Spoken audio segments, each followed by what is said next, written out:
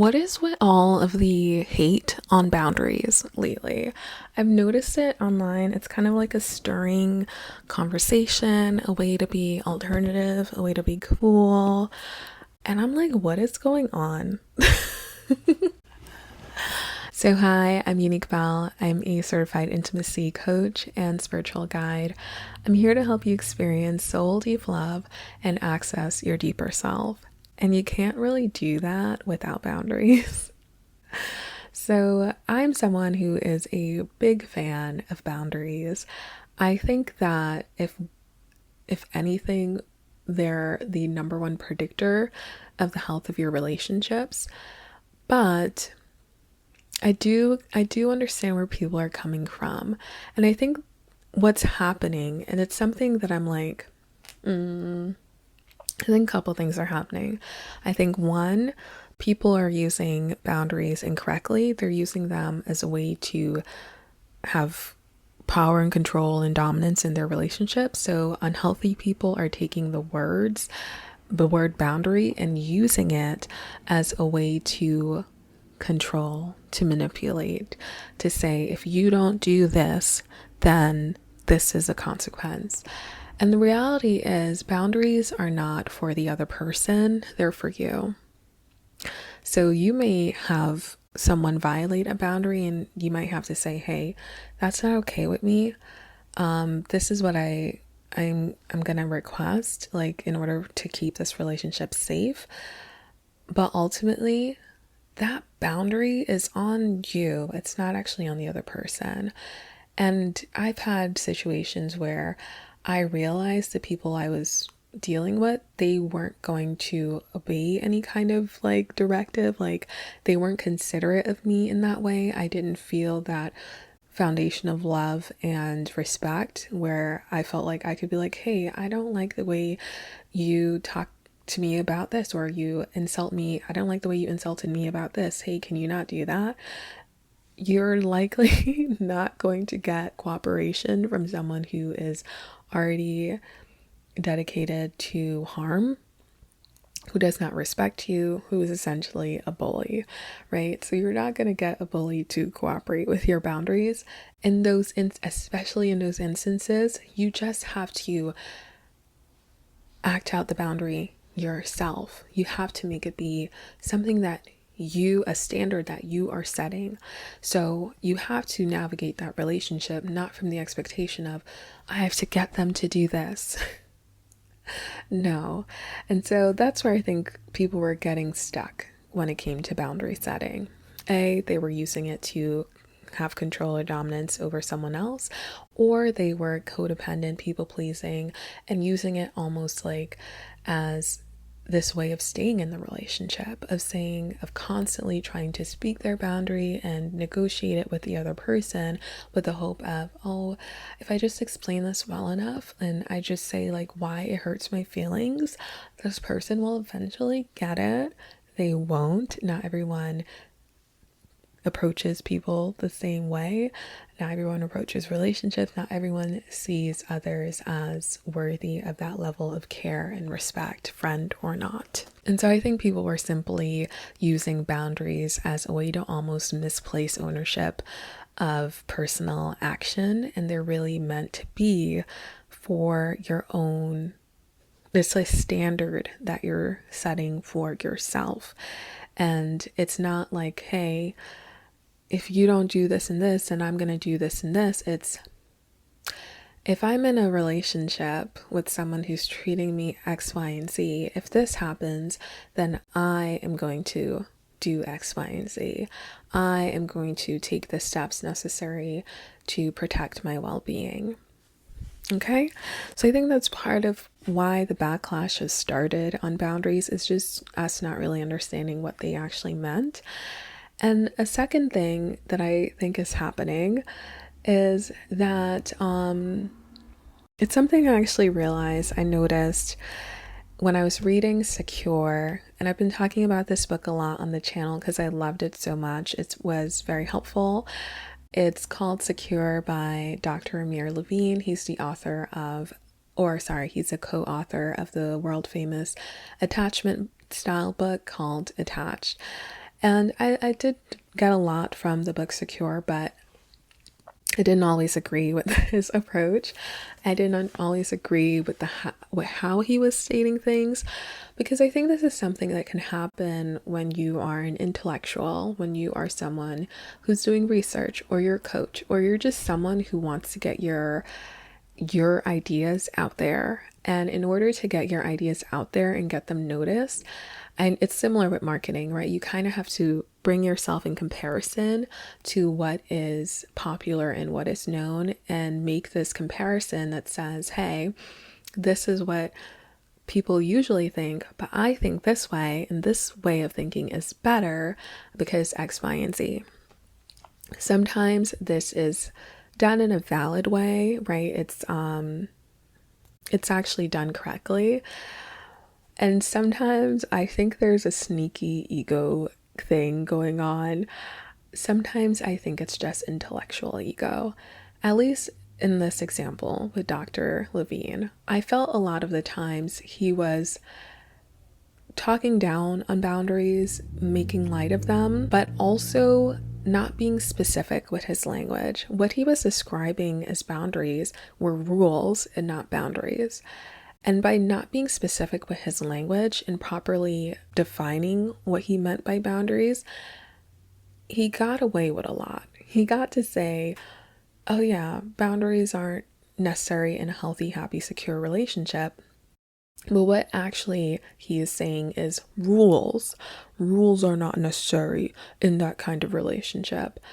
Because at the same time, he would be describing a secure relationship and be describing a relationship with healthy boundaries. So I was just like, what is the point of this? What is the point of misleading your readers, your viewers, misleading people who are looking to make their lives better, who want to make their lives better?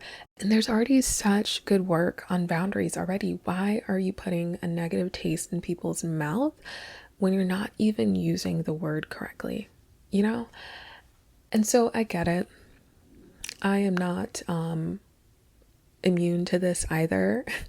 I feel like all teachers and guides, we try to put our own perspective on things. You can find that in my deeper self teachings. I refer to the deeper self as the deeper self instead of pure consciousness or higher self or soul self, because to me that term matches the experience, the journey of discovery that I went on, and it really speaks more directly to, it's a better translation in my experience, right? It's a better translation for what I want you to reach for. It's not something higher and above and beyond you or in the spiritual sphere, right? It's something within you that you can feel.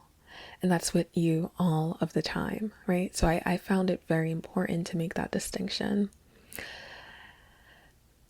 But I don't feel like that's what's being done with the boundary hate, the hate on the word boundaries. I think if anything, people are maybe having a disgust reaction, or they're having their own emotional reaction to their own emotional experiences, because anyone setting a boundary with you feels awful. It feels bad. You're never not going to feel bad when someone comes to you and say, hey, this was harmful, this hurt me, and I need to rethink how I approach this relationship.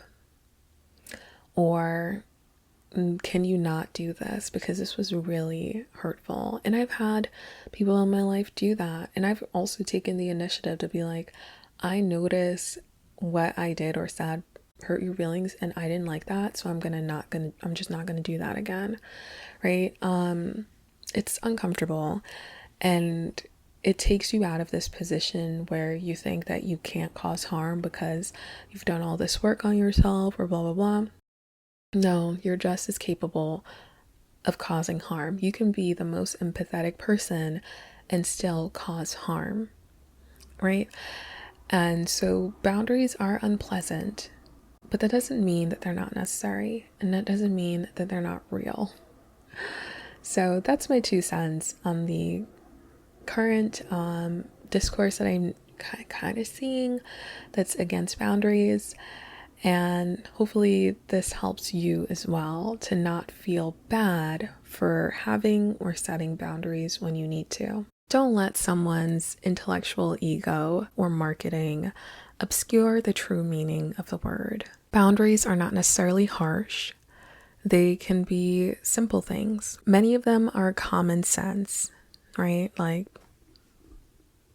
don't insult me, don't call me names, don't disrespect me in front of my kids, don't hit me, don't violate me. They can feel like rules, but they're not really rules. They're an invitation to treat others with the care and the love that we all deserve. It's simply how someone wants to be loved. And if you can't love them in that way, then it's fair to be like, no, I don't want to do that. Well, go and find someone who will accept the love that you are willing to give. But boundaries are not bad and they're not wrong. They were an important step for me personally in getting away from abusive dynamics, and they continue to be. Without them, let's not think about that. All right, so in my next video, I want to talk about what I like to call the 2 types of boundaries. There's probably many types. I'm just essentially grouping the many different kinds of boundaries into 2 big categories: hardline boundaries and softline boundaries. And I want to talk about why making this distinction is important and go over some of the crucial hardline and softline boundaries that you should have in your life. So stick around if you'd like to get that next video. If you want to get notified, hit the notification bell below, hit subscribe, like, and I'll have that video to you. I'll have it out maybe in the next few days. I'm starting to become, this is something that I never thought was possible for myself. I have started to release almost daily videos here on YouTube.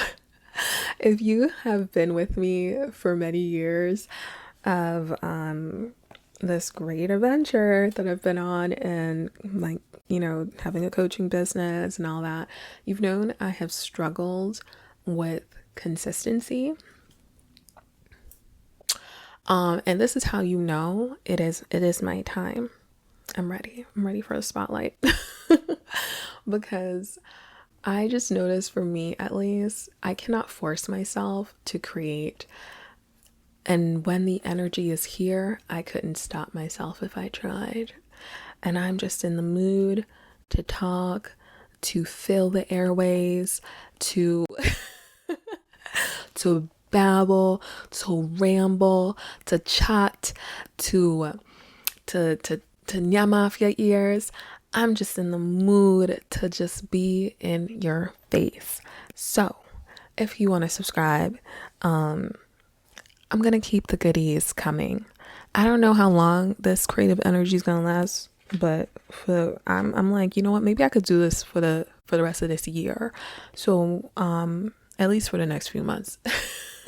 And then maybe I'll reset and make like a regular, like, okay, let's just do weekly now. Who knows? But yeah, I've got some regular videos coming out, so I'll have that video on hardline versus softline boundaries out pretty quickly. All right, thank you so much for joining me. And if you're someone who have also noticed this conversation heating up around boundaries, or seeing it in books and literature, even by experts, I hate it when people use their expertise in this way, or rather their power. Because whenever you are someone like Dr. Amir Levine, people listen to you, right? They trust you more than anyone else. And so you essentially get this space to direct the conversation. And I will say I'm very appreciative to Dr. Levine's work, but this one thing was like, come on, man, Really? And I know that sometimes he's being cheeky, and he makes a good point. He does make a good point. And we're gonna get into that in maybe the like third or fourth video in this boundary series. So stick around and you'll hear why I actually do agree with him, but I don't. I do think he's like misusing the word, but whatever.